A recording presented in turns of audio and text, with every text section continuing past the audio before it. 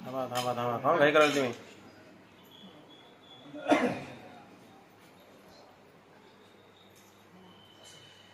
आजच्या या मंगलमय प्रसंगी श्रद्धावान बौद्धोपासक आयुष्यमान भास्कर सांडूजी राऊत आणि त्यांचा संपूर्ण परिवार यांनी 4 ते 5 दिवसा अगोदर बुद्धभूमी मावसाळा या ठिकाणी येऊन भंतेजींना रितसर निमंत्रित करून आपल्या निवासस्थानी या ठिकाणी भोजनासाठी बोलावलेला आहे। आजच्या या मंगलमय प्रसंगी भंतेजी सोबत या ठिकाणी जपानवरून आलेले जापनीज धम्मगुरू कोटा नोगुची सान या ठिकाणी उपस्थित आहेत। त्यांना सुद्धा या ठिकाणी आज राऊत परिवाराकडून भोजनदान करण्यात आलेलं आहे। तेव्हा या भोजनदानाचं दानानुमोदनपर या कार्यक्रमाच्या निमित्तानं या ठिकाणी राऊत परिवाराकडून प्रथमतः महाकारुणिक तथागत भगवान बुद्ध बोधिसत्व डॉक्टर बाबासाहेब आंबेडकर यांच्या प्रतिमेचं या ठिकाणी पुष्प धूप दीपाने या ठिकाणी पूजन केले जाईल।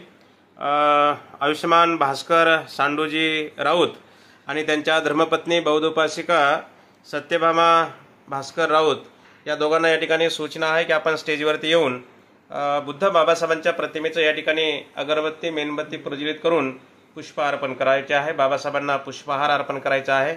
मी राऊत साहेबांना आणि राऊतताईंना या ठिकाणी सूचना आहे की आपण समोर यावं।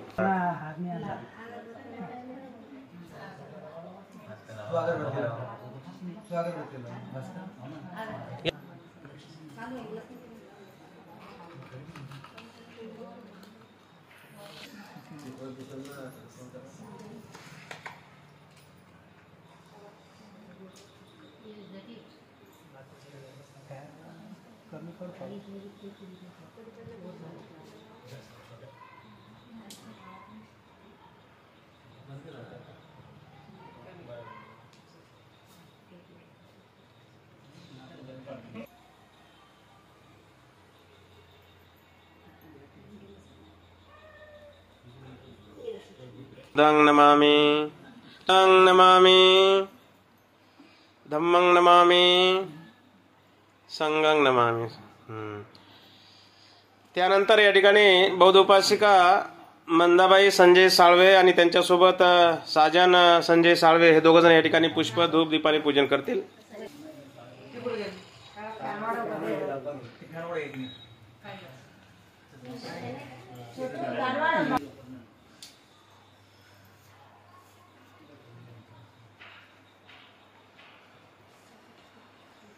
करा वंदन। बुद्धं नमामि, धम्मं नमामि, संघं नमामि। नंतर आयुष्यमान विकास भास्करराव राऊत आणि मनीषा विकास राऊत हे दोघं जण या ठिकाणी बुद्ध बाबासाहेबांच्या प्रतिमेचं पूजन करतील।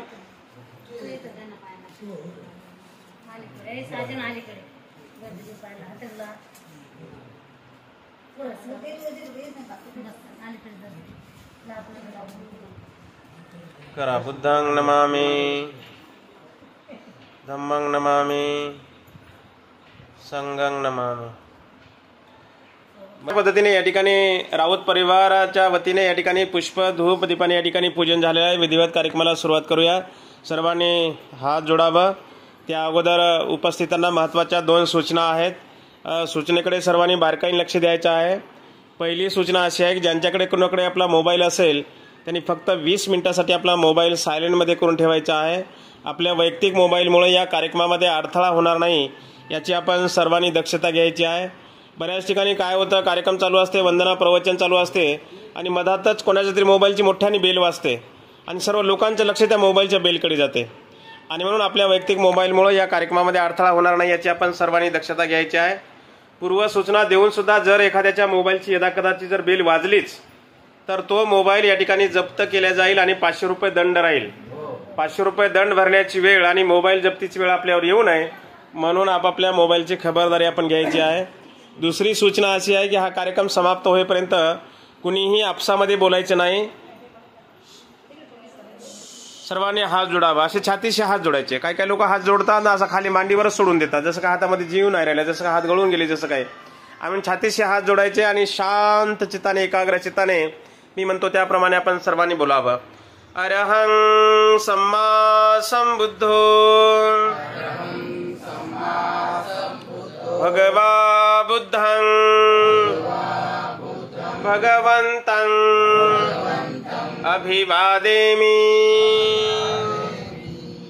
स्वाख्यातो भगवता धम्मो धम्मं नमस्सामि. सुपटिपन्नो भगवतो सावकसंघो संघं नमामि. ओकास वन्दामि भन्ते द्वारतेनं कत्तं सब्बं अपराधं क्षमतु मे भन्ते. द्वितीयंपि तृतीयंपि ओकास वन्दामि भन्ते द्वारतेनं कत्तं सब्बं अपराधं क्षमतु मे भन्ते. ओकास अहं भन्ते त्रिशरणेन सह पंचशीलं धम्मं याचामि. अनुग्रहं कृत्वा शीलं देथ मे भन्ते. द्वितीयंपि तृतीयंपि अहं भन्ते त्रिशरणेन सह पंचशीलं धम्मं याचामि.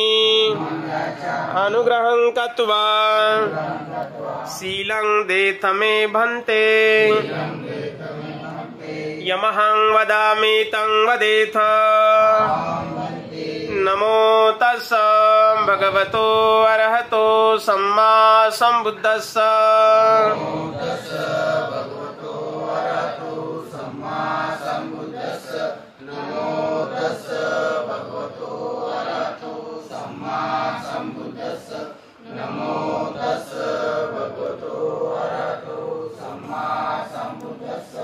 बुद्धं शरणं गच्छामि. धम्मं शरणं गच्छामि. संघं शरणं गच्छामि. द्वितीयंपि बुद्धं शरणं गच्छामि.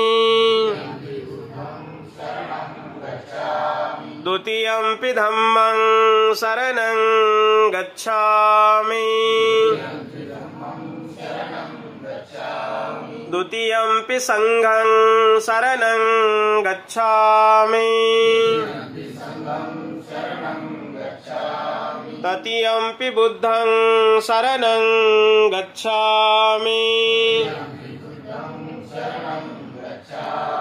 तृतीयंपि धम्मं शरणं गच्छामि. तृतीयंपि संघं शरणं गच्छामि. पाणातिपाता वेरमणि सिक्खापदं समादियामि.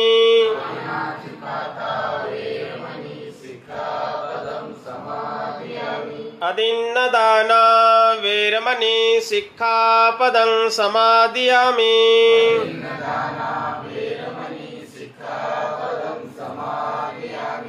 कामेषु मिच्छाचारा वेरमणि सिक्खापदं समादियामि.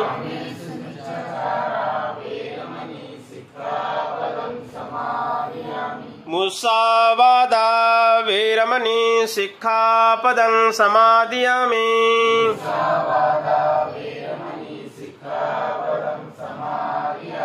सुरामेरयमज्जपमादठाना वेरमणि सिक्खापदं समादियामि.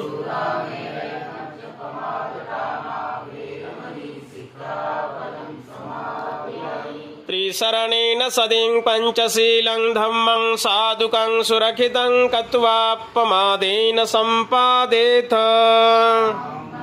साधु साधु साधु। सर्वांनी 3 वेळ वंदन करावं। बुद्धं नमामि, धम्मं नमामि, संघं नमामि।